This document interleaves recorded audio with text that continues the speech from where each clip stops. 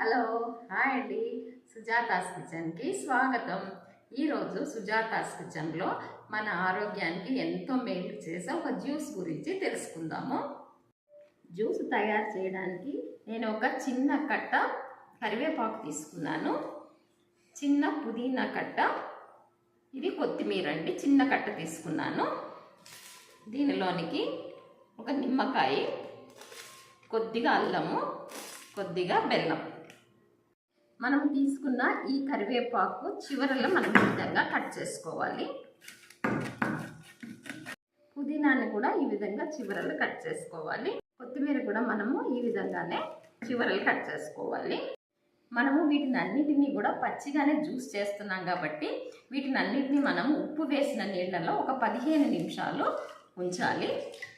ఉప్పు నీటిలోంచి తీసిన తర్వాత మనం వీటిని చిన్న చిన్న ముక్కలుగా కోసుకోవాలి.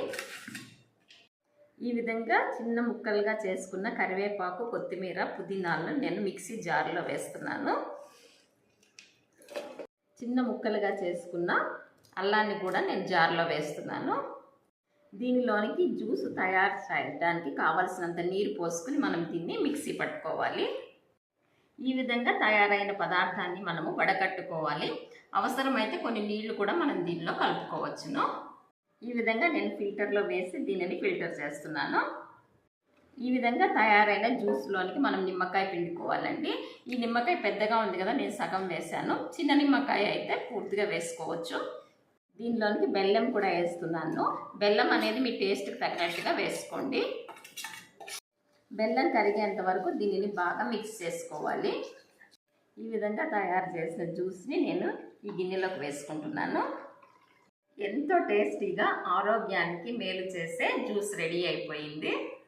మనము ఈ జ్యూస్లో ఉపయోగించిన కరివేపాకు, కొత్తిమీర, పుదీనాలలో ఉండేటటువంటి ఏ, బి, సి, ఈ, కే విటమిన్లు అన్నీ కూడా మనకి ఆరోగ్యానికి లభిస్తాయి. దీనిలో మనము వాడిన అల్లం వల్ల మన జీర్ణశక్తి వృద్ధి చెందుతుంది. మనము దీనిలో నిమ్మకాయ వాడటం వల్ల సి విటమిన్ కూడా లభిస్తుంది.